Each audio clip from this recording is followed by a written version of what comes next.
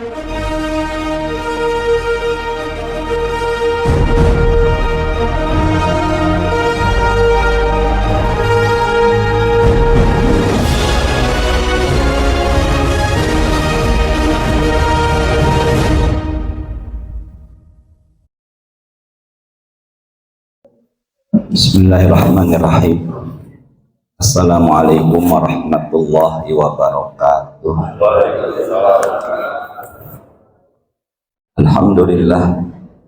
Alhamdulillah wassalatu wassalam ala man la nabiyya ba'dah, amma ba'du.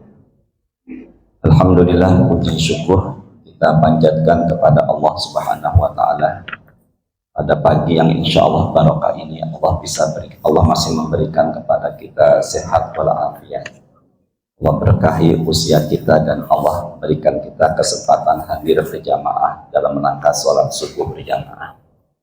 Berharap semoga semua ibadah yang sudah kita niatkan, yang sedang kita kerjakan, semoga semuanya diterima oleh Allah Subhanahu wa taala. Maka sebagai wujud syukur kita ucapkan Alhamdulillahirabbil alamin.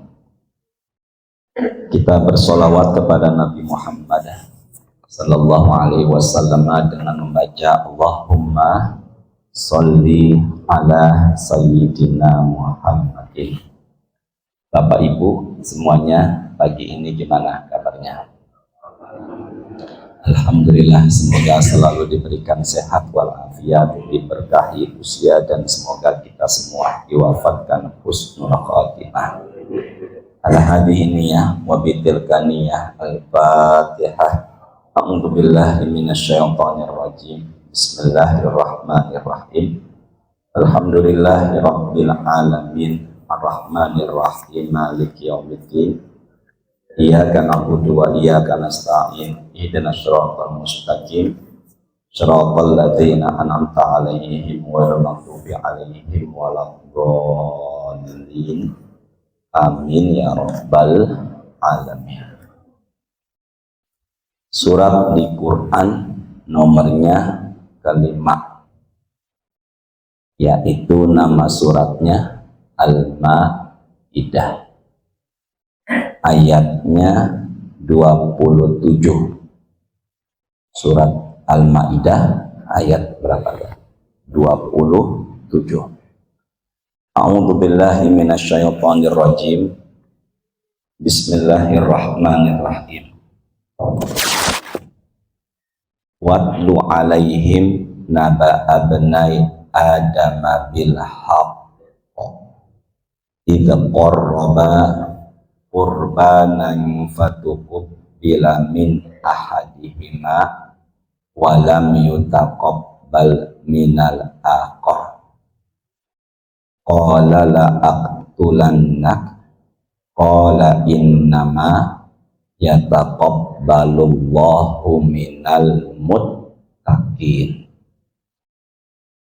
Watlu alaihim, dan ceritakanlah wahai Nabi Muhammad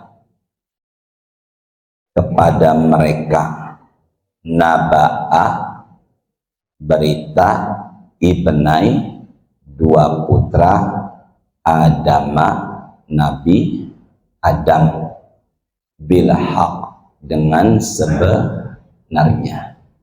Ceritakanlah wahai Nabi Muhammad kisah dua putra Nabi Adam yang sebenarnya.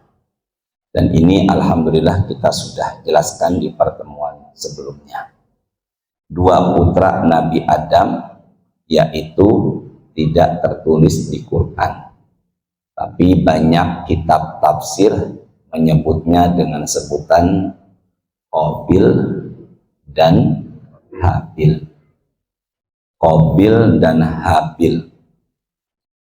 Ada di buku tafsir, Qabil lahir kembar dengan wanita yang kemudian cantik, namanya Iklimah. Dan Habil kembar dengan wanita yang tidak secantik Iklimah, namanya adalah Labudah. Gimana? Qabil dengan siapa tadi sini? Ikrimah. Dan Habil dengan siapa? Labudha. Maka Allah perintahkan kepada Nabi Adam untuk menikahkan anaknya dengan cara silang. Maka kemudian Qabil menikah dengan Labudha dan Habil menikah dengan siapa? Ikrimah. Nikah adik dan kakak. Ya, benar ya. Ya, bukan nggak ada orang lagi. Karena memang udah perintah Allah. Akhirnya idza qarraba qurbana, dua putra Nabi Adam ini, Qabil dan siapa tadi? Habil, diperintahkanlah masing-masing untuk berkurban. Jadi kurban sebenarnya sudah ada sejak zaman Nabi siapa? Adam. Nabi Adam putranya sudah diperintahkan untuk kurban. Maka jika ada yang tanya, kurban itu apakah sejarahnya sudah lama? Jawabannya sudah sejak zaman Nabi siapa tadi? Adam. Fatuqbila min ahadihima walam yutaqabbal minal akhar. Yang diterima adalah kurbannya Habil, dan yang enggak diterima kurbannya siapa? Qabil. Ada riwayat menyatakan karena Habil berkurban dengan yang terbaik. Maka jika ada yang belum membeli hewan kurban, harapan saya pilihlah hewan kurban yang apa tadi itu terbaik, dan tidak mustahil harganya pun tentunya lebih tinggi. Maka dari situlah jadilah sosok seperti Habil yang berkurban dengan kurban yang apa tadi terbaik. Nah, itu sejarah kurban. Nah, sekarang kurban kemudian diteruskan di zaman Nabi Ibrahim. Jadi sebenarnya Nabi Adam lebih awal dalam sejarah kurban ketika di Quran melihat kata kurban. Falamma, suratnya 37, As-Saffat ayatnya yaitu 102. Falamma balagha ma'ahu sa'ya, ketika anak itu sudah mampu bersamanya. Anak itu maksudnya adalah Nabi Ismail. Beliau Nabi Ibrahim punya istri pertama namanya Sarah. Kemudian menikah lagi dengan yang kedua namanya Hajar radhiyallahu anhuma. Maka dari pernikahan Hajar inilah lahir sosok Nabi yang bernama Nabi siapa? Ismail. Tapi kemudian juga akan lahir sosok Nabi dari pernikahan Sarah, yaitu Nabi Ishak. Nah, Nabi Ishak berarti saudaranya Nabi siapa nih? Ismail satu bapak, lain ibu. Dan Nabi Ishak punya anak juga Nabi, namanya Nabi Yakub. Nabi Yakub punya anak juga Nabi, namanya Nabi Yusuf. Berarti Nabi Yusuf adalah putranya Nabi Yakub, cucunya Nabi Ismail. Ya Allah, yang bilang Nabi Ismail panjang umur sehat, ya Allah. Ibu sehat ibu. Nabi Ibrahim, istri pertamanya Sarah, lahirlah sosok Nabi namanya Nabi Ishak. Nabi Ishak juga punya anak Nabi juga namanya Nabi Yakub. Nabi Yakub punya anak Nabi juga namanya Nabi Yusuf. Maka Nabi Yusuf adalah putra dari Nabi Yakub, cucu dari Nabi Ishak, dan cicit Nabi siapa? Ibrahim. Tapi yang ada kisah ini bukanlah Nabi Ishak, tapi Nabi siapa? Ismail. Qala, Nabi Ibrahim mengatakan, tertulis di Quran, ya bunayya. Ya bunayya adalah panggilan untuk anak yang memang lahir dari darah daging kita. Kandung bunayya, panggilan kesayangan. Nah, kemudian kalau anak di luar secara umum bilangnya bukan bunayya, tapi bilangnya adalah gulam. Apa tadi bilangnya? Gulam. Tapi kalau anak dari darah daging bilangnya apa tadi? Bunayya. Ini sesungguhnya aku aro. Aro itu berarti mimpi. Fil manami, dalam tidur. Ani, aku azbahuka, menyembelihmu. Fanzur mada taro, lihatlah bagaimana pendapatmu. Jadi peristiwa ini diabadikan dalam Quran, kisah mimpinya Nabi Ibrahim. Suami mimpi menyembelih leher istrinya. Maka itu bukanlah mimpi dari Allah, tapi itu adalah mimpi dari siapa? Berarti ada niat terselubung di balik itu yang dimiliki suaminya. Tapi kalau ini mimpinya mimpi dari siapa tadi? Allah. Maka mimpinya Nabi adalah wahyu. Tapi kalau mimpinya suami menyembelih leher istrinya, itu mimpinya dari siapa? Dari setan. Maka ada yang mimpi datangnya dari Allah, ada yang mimpi datangnya dari siapa? Maka ucapkanlah ketika mendusin, bangun, a'udzubillahi minasyaitonirrajim, atau Rabbi a'udzubika min hamazatis syayatin wa a'udzubika Rabbi ayahdurun falyanfus an shimali salasa, dan ludahlah ke sebelah kiri sebanyak 3 kali. Ludahnya disebut dengan sebutan yanfus, berarti ludahnya kecil diiringi udara, bukan busok ludahnya gede, karena khawatir ada pasangan yang ada di sebelah kita.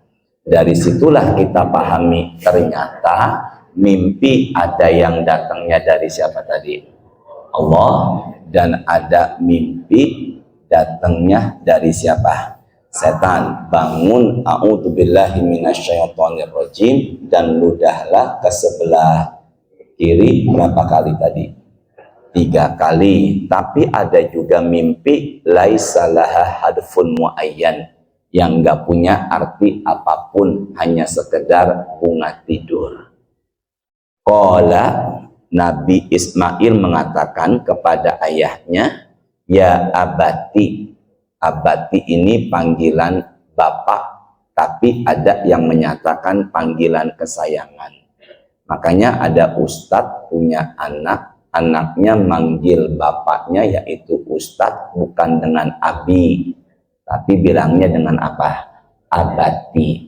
Kalau ada yang bilang, dari mana kok itu anak ustadz manggil bapaknya bukan abi, tapi manggilnya abati, itu tertulis dari Al-Quran. Berarti ada panggilan kesayangan dari anak ke orang tua, dari orang tua ke anak. Nabi Ibrahim manggilnya Nabi Ismail dengan sebutan apa tadi?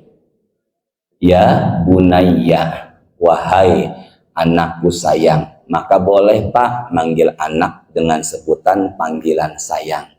Dan anaknya pun soleh, panggilannya apa tadi? Abati. Begitu pula bukan hanya kepada anak, tapi kepada pasangan pun Rasulullah menunjukkan kasih sayangnya. Bahkan beliau memanggil Aisyah dengan sebutan Aishi. Aishi. Apa tadi namanya? Aishi. Dan Bapak sudah dengar, karena wajah Aisyah putih ketika kena sinar matahari berubah menjadi apa? Kemerah-merahan. Makanya bukan hanya Aisyah, tapi panggilannya Humairah. Ustadz, istri saya hitam ke hitam-hitaman. Panggilannya apa? Hajar Aswad. Udah terusin lagi ya. Sampai mana tadi tuh? Qala ya abatif al. Wahai ayahku, kerjakanlah matukmar, apa yang Allah perintahkan. Satajiduni insya Allah, maka engkau akan menemukanku insya Allah. Nabi Ismail menambahkan kata dengan sebutan apa tadi? Insya. Karena ada kata insya Allah, maka peristiwa ini pun Allah yang menolongnya. Karena peristiwa ini membutuhkan kesabaran. Makanya di ujung satajiduni insya Allahu minas sabirin. Maka dalam menjalankan perintah Allah itu membutuhkan apa tadi? Kesabaran. Maka berangkat dari rumah ke sini hujan, ingat peristiwa Nabi Ibrahim dan Nabi Ismail, harus menghadapinya dengan apa tadi? Sabar. Nah, dari sini saya pahami ternyata dalam menjalankan ketaatan dan ibadah membutuhkan kesabaran. Sabar bukan hanya dalam hal ujian dan musibah, tapi dalam sabar pun kita, dalam ibadah pun kita dituntut untuk banyak apa tadi? Sabar. Sabar. Nikah ibadah atau tidak? Ibadah. Maka dalam menjalani pernikahan, keluarga pun kita dituntut untuk banyak apa tadi? Sabar. Makanya suami bilang, saya sabar sekali menghadapi istri. Ini mungkin bahasa lain, takut sama istri. Jadi makanya dengan menyebutnya apa tadi? Sabar. Ada nggak suami di luar rumah petantang petenteng, di dalam rumah kayak ayam sayur? Ada nggak kayak begitu? Ada. Ustadz ada nggak yang di luar rumah petantang petenteng, pas di dalam rumah ustadznya takut sama istrinya? Ada nggak? Yang ustadz tinggal di mana tuh? Jadi dari situlah kita pahami dalam menjalankan ibadah, sebagaimana peristiwa Nabi Ismail ini, beliau mengatakan insya Allahu minas sabirin. Maka dalam menjalankan ketaatan banyaklah sabar. Wa'mur ahlaka bis sholati wastabir 'alaiha. Bahkan bukan hanya sabar, tapi lebih ekstra sabar. Sering saya sampaikan antara wasbir dengan wastabir. Maka wasbir artinya sabar, wastabir artinya apa? Benar-benar ekstra sabar. Makanya RT, RW, ketua DKM mengurusi orang banyak ya harus lebih ekstra sabar. Dan Ustadz lagi tausiah, kakinya selonjoran, pas banget telapak kaki menghadap mukanya Ustadz. Ustadznya jangan marah, Ustadznya harus banyak apa? Sabar. Tapi diceritan sambil nyender selonjoran meninggal. Makanya ini yang jadi masalah juga ya. Dah langsung tuh kakinya ditarik lagi ya. Nggak apa-apa Pak, santai aja selonjoran Pak kakinya ya. Nah disitulah kita pahami lagi-lagi ibadah harus banyak. Ini Nabi Ismail aja satajiduni insya Allah. Makanya apapun harus ditambah dengan wasilah nama Allah. Insya Allah. Gimana nanti nih proses penyembelihannya? Insya Allah ada kemudahan.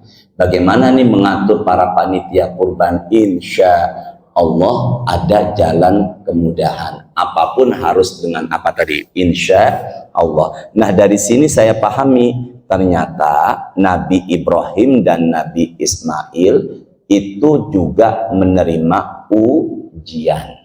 Setelah menantikan anak sekian lama sampai akhirnya menikah dengan Sayyidatuna Hajar radhiyallahu anha, lahirlah sosok Nabi, namanya Nabi siapa tadi?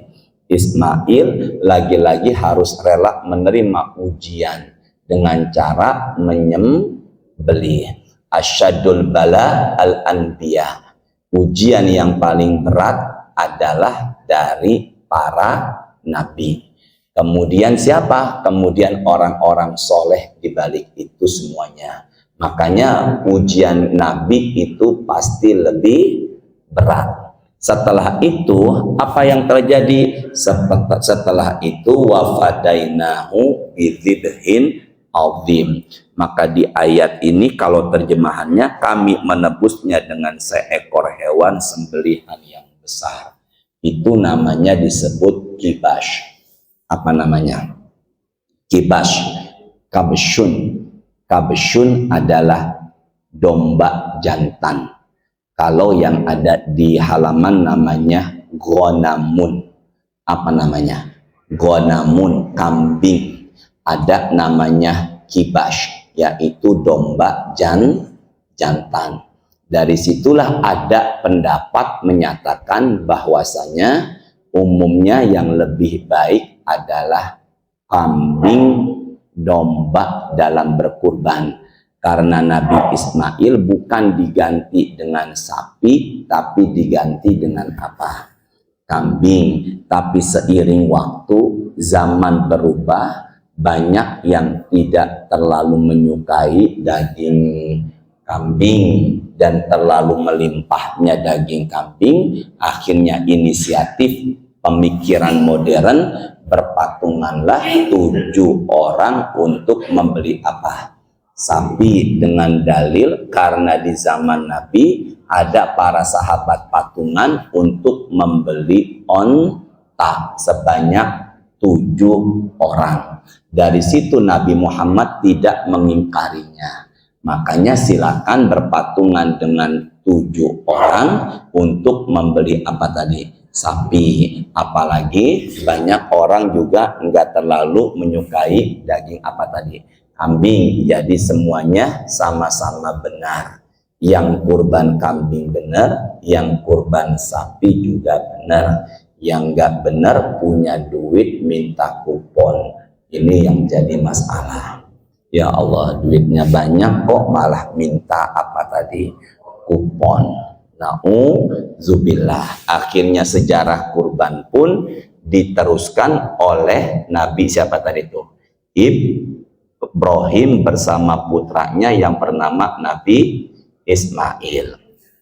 Ustadz, kalau di zaman Nabi Muhammad ada nggak perintah kurban secara khusus tadi yang ayatnya populer saat-saat ini yang dibacakan imam di rakaat kedua yang tadi inna a'tayna terus fasolli li rabbika wanhar inna syani'aka huwal abtar. Ustadz, kok di ayat itu nggak ada kata kurban? Nggak ada. Adanya adalah fasolli li rabbika wanhar. Apa bedanya kurban sama nahar? Makanya Idul Adha ada yang menyebutnya Idul Kurban.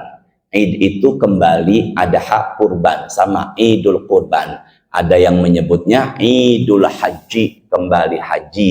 Ada yang menyebutnya Yaumun Nahri, hari menyembelih. Makanya hari Idul Adha disebut Yaumun Nahri. Dari mana penyebutan yaum artinya hari, nahar menyembelih? Ini ayat ini fasolli artinya apa? Maka sholatlah li rabbika, untuk siapa? Sholatlah karena siapa? Allah. Dikuatkan lagi fasolli li rabbika dengan surat ke-6 ayat 160, inna sholati wa nusuki wa mahyaya wa mamati lillahi rabbil alamin. Maka sholatlah karena siapa tadi? Allah. Dan di ayat ini wanhar, setelah perintah sholat kita disuruh apa? Menyembelih. Maka penyembelihan itu dikerjakan setelah kitanya apa? Sholat. Sama-sama ya. Penyembelihan itu kita kerjakan setelah kitanya apa? Sholat. Maka dari situlah banyak ulama memahami sholat yang dimaksud ini bukan sholat 5 waktu yang hukumnya wajib, tapi sholat di sini ada pendapat maksudnya adalah sholat setelah sholat menyembelih. Maka sholatnya adalah sholat apa? Idul Adha. Maka tidak ada penyembelihan sebelum sholat kecuali darurat. Ad-daruratu tubihul mahzurat. Sesuatu yang darurat akan diperbolehkan, sesuatu yang terlarang. Apa contohnya? Habis selesai sholat subuh menjelang Idul Adha, sedikit panitia ke kandang, ada satu kambing yang sedang apa? Maka silakan aja. Tapi dalam keadaan apa tadi tuh? Darurat. Sama kasusnya penyembelihan hewan kurban sampai berakhirnya hari tasyrik. Hari tasyrik kapan? Kalau lebarannya 10, 11, 12, 13, Rabu, Kamis, Jumat, Sabtu. Maka Sabtu setelah asar umumnya mengatakan tidak ada lagi penyembelihan hewan apa tadi? Kurban. Pas hari Ahadnya atau malam Ahadnya, tiba-tiba datanglah kembali kambing yang sempat hilang pada saat mau dipotong. Loh, ini kan kambing saya yang dipotong, kok hilang tiba-tiba kembali lagi? Maka itulah boleh pemotongan, kecuali itu dalam keadaan apa tadi itu?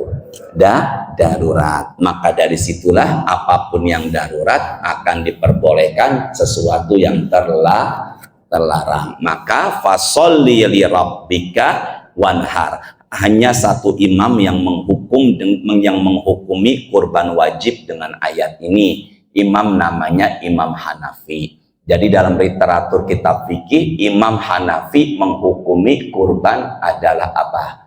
Wajib bagi yang mampu. Tapi umumnya kurban itu bukanlah wajib, tapi hukumnya apa? Sunnah. Tapi Imam Hanafi menghukumi kurban, hukumnya adalah apa tadi? Wajib. Yang kedua, suratnya 22, ayatnya 36. Walbudna ja'alna halakum min sya'airillahi lakum fiha khair. Dan Allah jadikan binatang-binatang apa tuh? Ternak, yaitu unta-unta kami jadikan untukmu sebagai bagian dari syiar agama Allah. Fadhkurusmallahi 'alaiha shawaf. Sebutlah nama Allah ketika menyembelihnya dalam keadaan berdiri. Maka onta atau unta sembelihnya dalam keadaan apa? Berdiri. Yang disembelih adalah dasar atau pongkolnya dari leher, namanya nahar, disembelih. Makanya sembelihnya onta itu enggak sama dengan proses penyembelihan sapi dan kambing. Onta disembelih dalam keadaan apa tadi? Berdiri. Faidha wajabat junubuha. Faidha apa tadi? Wajabat junubuha. Fakulu minha. Sudah tergeletak, sudah apa tuh? Sudah jatuh, kemudian kita sembelih, maka kemudian fakulu minha, maka makanlah sebagiannya. Dari sinilah bolehnya yang berkurban memakan daging kurban, tapi tidak semuanya, sebagian. Bapak panitia Masjid An-Nur, saya bawa domba saya. Kata Ustadz Hashim mengutip surat ke-22 ayat 36, boleh makan daging kurban. Maka saya minta 4 paha dan 17 kantong. Itu bukan kurban tapi numpang potong. Ya, berarti bolehnya makan daging kurban. Makanya kalau ada yang berkurban kambing, saya nitip dong 1 buat keluarga saya, pahanya boleh. Yang tadi 4 paha dan 17 kantong, ini sudah keterlaluan ya. Nah, maka dari situlah bolehnya memakan apa tadi itu? Daging kurban. Di surat ke-22 ayatnya 36, dan ada di surat 22 yang sama ayatnya 28. Kurban itu tulisannya bukan dengan huruf kaf, tapi tulisannya dengan huruf apa? Qaf, yang berarti dekat. Maka beli hewan kurban tujuannya biar sama Allah jadi tambah apa? dekat, ya. Makanya beli kurban biar kita jadi tambah apa sama Allah tadi, dekat. Tapi kalau pakai huruf kaf, kurban artinya masalah atau kesulitan. Makanya di spanduk jangan pakai, baiknya tidak pakai huruf kaf, tapi pakai huruf apa? Q, Qaf. Maka hewan kurban dengan huruf kaf berarti hewan penuh masalah. Tapi yang tepat adalah hewan kurban dengan huruf apa tadi? Qaf. Bapak Ibu, sini dulu deh. Nih, kelihatan nggak? Nggak, maksud saya tulisannya. Hadis ini saya dapatkan dari riwayat Imam Hakim. Ya Fatimah, wahai Fatimah, umi bangunlah, ila udhiyataki, lihat bangunlah kepada kurbanmu, fashhadiha, saksikanlah. Maka proses penyembelihan bagi yang berkurban untuk melihatnya silakan. Tapi ada sebagian masyarakat yang tidak suka melihat darah. Pak Suroso berani lihat darah? Nggak make insya Allah dia, ya. Aturan bilangnya apa? Insya Allah. Hati-hati, ya. Nanti lama-lama juga nggak berani karena nggak ada tambahan apa tadi, insya fashhadiha. Maka kalau umpama lagi nyembeli sapi ada yang mau lihat, ya baiknya silakan diberikan jalan untuk melihat. Fa innahu yughfaru laki inda awwali qatrah. Sini dulu, kita sembeli apa nih? Kambing, domba, kerbau, sapi. Yughfaru laki, menghapuskan dosa. Inda awwali qatrah, tetesan-tetesan itu tanpa disadari menghapuskan apa tadi? Dosa. Maka beli hewan kurban kurang lebih 3 jutaan sebenarnya itu hanya perantara. Karena di Quran di surat ke-22 Al-Hajj tadi ayatnya 37, la yanalallaha luhumuha wala dima'uha. Allah enggak menerima daging dan darah, tapi ketakwaan kita. Maka sebenarnya pembelian hewan kurban, darah yang apa tuh netes itu menghapuskan dosa. Makanya biasanya jagal atau pengurus masjid sudah menyiapkan setiap tahun lobang itu khusus untuk darah yang langsung mengalir ke got. Wallahu a'lam. Di sini ada lobangnya. Ada Pak Arif, ya, itu sebenarnya menghapuskan apa tadi tuh? Dosa. Makanya membeli hewan kurban tanpa disadari dosanya dihapuskan. Yang pertama. Yang kedua, ini mah hadisnya umum. Sering kita dengar hadis Imam Ahmad dan Ibnu Majah. Barang siapa yang punya kemampuan untuk berkurban tapi tidak mau berkurban, fala yaqrabanna musallana, jangan dekati tempat sholat kita. Ada pendapat sholat di sini adalah Idul Adha. Wahai kalian jamaah yang punya uang nggak mau berkurban, seakan-akan Nabi bilang begini, menjauhlah dari tempat sholat kami. Ada pendapat menyatakan seperti itu, seakan-akan tidak disukai oleh siapa tadi? Rasulullah. Maka dari situlah kita bisa memahami ternyata kurban yang bagi mampu tidak mau berkurban seakan-akan dia tidak mau berbagi. Padahal sebenarnya berkurban mengusir sifat apa tadi? Kurban, mengusir sifat hewani yang ada dalam diri kita. Yang ketiga, innahu, hadisnya Imam Hakim, Ibnu Majah dan Tirmidzi, wa innahu la ya'ti yaumal qiyamah. Orang yang berkurban nanti datang pada hari kiamat bikuruniha, dengan tanduknya, wa aslafiha, dengan kukunya, wa ash'ariha, dengan rambut. Maka dari sini saya pahami ternyata orang yang berkurban itu hewan kurbannya akan menjadi apa tadi? Saksi. Di hadis ini nggak ada kata tunggangi. Selama ini kita sering mendengar hewan kurbannya diapakan? ditunggangi. Tapi kalau di sini disebutnya bukan tunggangi, tapi dia membawanya, maksudnya dia mendatanginya, maksudnya akan menjadi apa? Saksi. Maka yang badan perutnya di atas 87-an sampai 90-an kilo hanya mampu beli hewan kurban di angka 2.700.000. Jangan pernah bilang kamu badannya 90 kiloan, ini kambing kecil, khawatir ditunggangi, mencret. Nggak ada di hadis begini. Yang ada adalah akan jadi apa tadi? Saksi. Makanya yang badannya perutnya udah mulai nyender agak sedikit ini, jangan khawatir. Kalau memang tidak mampu beli kurban yang besar, silakan. Itu nggak akan mencret. Itu hanya pemahaman dunia. Itu pemahaman dunia. Pokoknya akan jadi apa tadi? Saksi. Ini Bu, Pak, saya nggak mau dibilang nanti mengada-ada ya. Qala ashabu Rasulillah, ya Rasulillah, ya Rasulullah, mahadzil adhahiyu. Wahai Rasulullah, bagaimana kurban itu? Apa kurban ini? Qala sunnatu abikum Ibrahim, sunnah bapakmu Nabi Ibrahim, nenek moyangmu Nabi Ibrahim. Qalu, maka kemudian sahabat bertanya, famalana fiha ya Rasulullah, bagaimana manfaat buat kita nih Pak? Saya tunjukin. Rasul mengatakan bikulli sya'roh hasanah, setiap helai bulu hewan kurban mengandung kebaikan.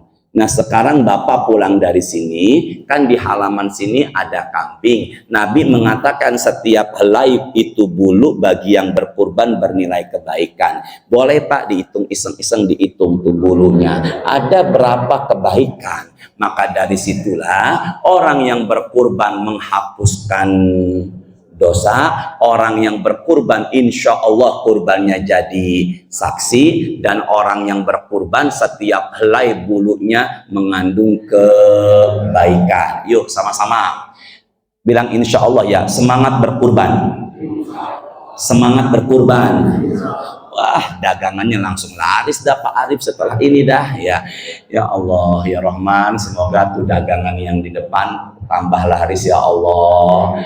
Udah di masjid ada yang dagang, kenapa beli sama penjual yang lain? Benar apa enggak ini? Ya Allah, semoga laris manis ya Allah. Yang pertama, sampai mana saya ngomong tadi itu ya? Yang pertama, kurban setiap tetesan darahnya itu yang tanpa disadari itu menghapuskan dosa. Kemudian yang kedua itu kurban akan jadi saksi, dan yang ketiga setiap helai bernilai kebaikan bagi yang berkurban. Yang tadi yang keempat, hikmahnya, filosofinya mengusir jiwa hewani dalam diri kita, hewan teritorial. Apa itu teritorial Ustadz? Teritorial itu hewan yang kadang daerah tempatnya dimasuki sama yang lain nggak suka. Ini hewan biasanya begitu. Singa Afrika ketika daerahnya dimasuki singa yang lain akan mengusirnya. Itulah jangan sampai jiwa itu ada dalam diri kita. Hidup ini harus bersama, nggak boleh saling menang dan kuasa. Ada lagi nggak selain singa Ustadz? Ada. Apa itu? Ikan arwana. Kok tahu? Karena saya di rumah ada ikan arwana. Ketika satu akuarium dimasukin arwana lagi, Masya Allah, saling apa nih? Saling apa nih? Bertengkar. Maka jauhkanlah sifat hewani dalam diri kita. Apakah dan siapakah hewan yang paling suka sama pisang? Jawabannya adalah, jangan ke saya banget tuh mata ngomongnya ya. Maka ketika dikasih pisang, ambil nggak Pak Arif tangan kanannya? Ambil. Kasih lagi kiri, kasih lagi kaki, kasih lagi kaki kiri, kasih lagi dipeluk, kasih lagi diambil. Ternyata dia nggak mau berbagi. Maka dari situlah saya pahami, ternyata mulai saat ini kalau punya duit nggak mau berkurban, bukan korban, itu perasaan kurban. Kalau punya duit nggak mau apa tadi?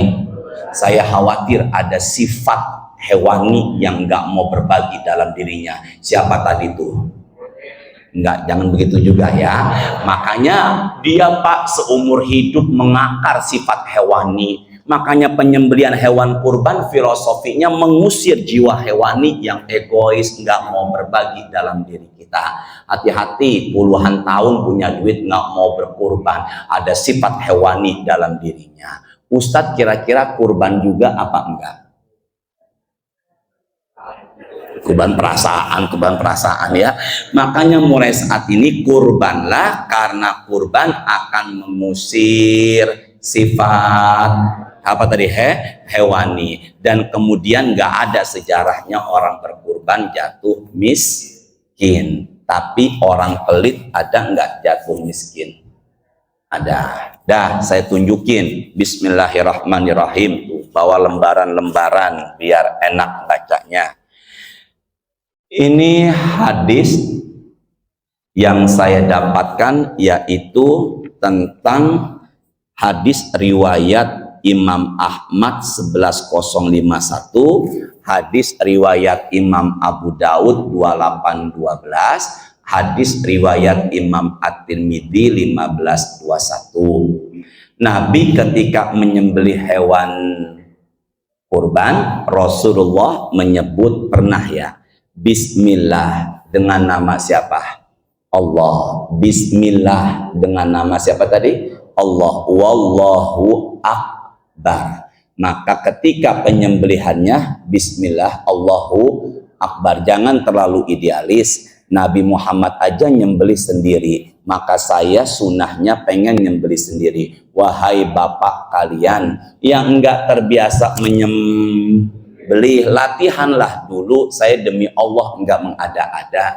Ada sosok di Cipete itu nyembelih, malah jempol yang megang apa, yang megang ininya, blewernya sapi, akhirnya kena golok yang nyembelih. Makanya karena kurang kehati-hatian, dan saat ini dapat kabar dia nggak akan mungkin mau menyembelih lagi, trauma. Makanya mulai saat ini pahami, jangan asal menyembelih, latihan dulu kek, pakai nyembelih gedebong pisang atau apa kek, jangan langsung sini saya sembelih. Masa baru pertama kali prakteknya langsung leher kambing. Makanya hati-hati, jangan mentang-mentang mendahulukan sunnah tapi tidak praktek atau latihan dulu. Bisa dipahami ya? Dan para jagal, para ahlinya baiknya mengajari dulu. Hada ini maksudnya adalah kambingnya, dombanya. Ani dariku. Hada ani dariku. Maka Nabi Muhammad menyebutnya ini kambing dari siapa tadi? Dariku. Makanya itulah dalil yang menyebut bahwasanya ketika menyembelih disunahkan, bukan disunahkan sih, baik afdolnya disebutkan nama yang berkurban. Tapi kalau nggak disebutkan hanya Bismillahi Allahu Akbar, Allah Maha Tahu, boleh apa tidak? Boleh, tapi kalau disebutkan itu lebih baik, karena Nabi menyebutkan hadza anni wa amman lam yudhahi min ummati, dan aku niatkan ini domba, ini kambing untuk umatnya Nabi Muhammad yang belum berkurban. Satu kambing dibeli oleh Rasul diniatkan untuk umatnya yang belum apa nih?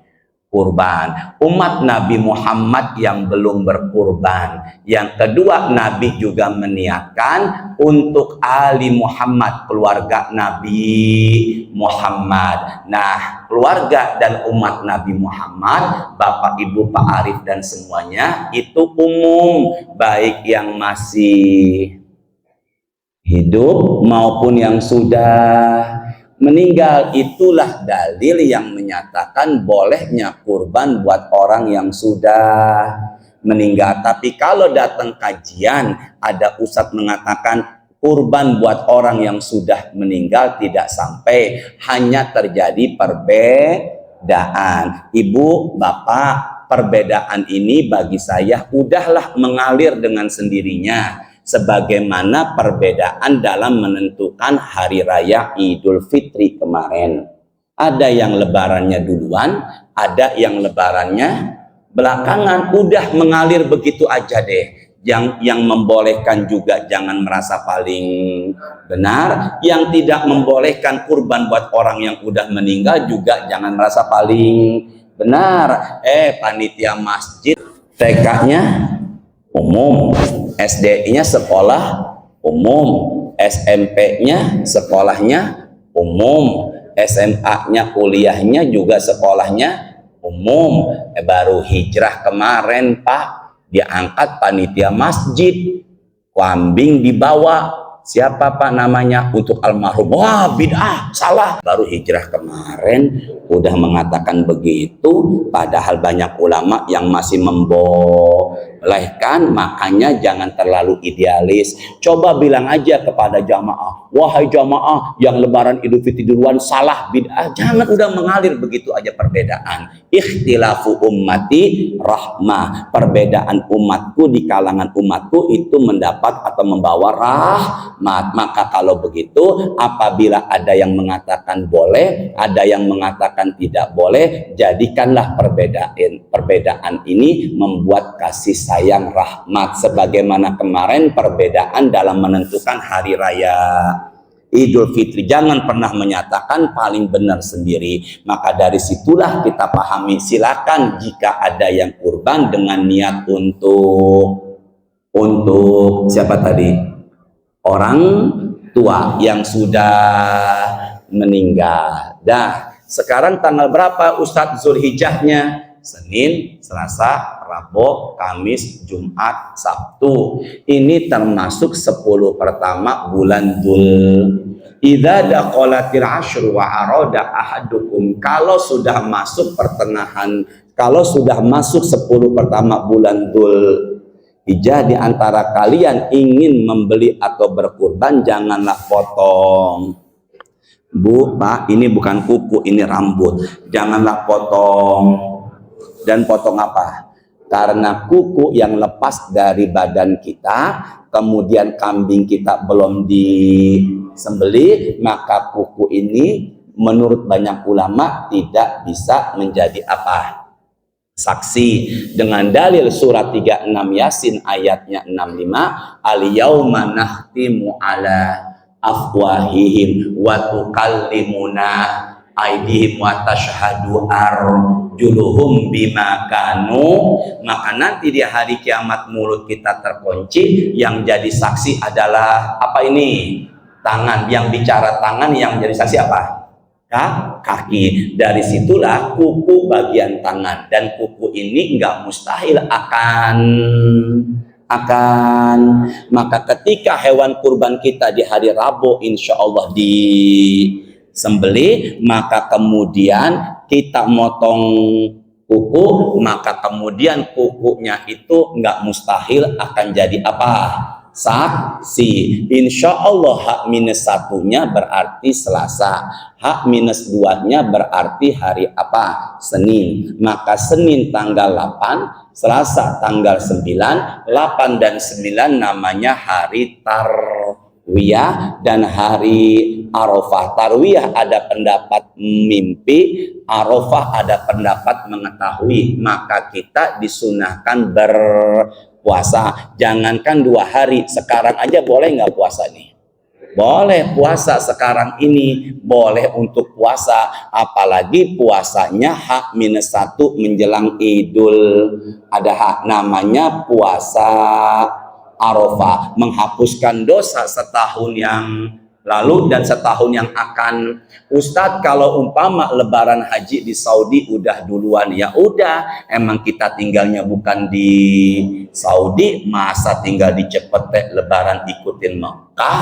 Emangnya kita adanya di mana? Dikuatkan surat Al-Baqarah 185, faman syahida minkumus syahra faliyasum, dan dikuatkan lagi di mana kita berada akan jadi maka tinggal digandul ke Papua. Di Papua udah maghrib, digandul jam 4 sore, sementara kita lagi puasa. Ikutin gandul apa Papua?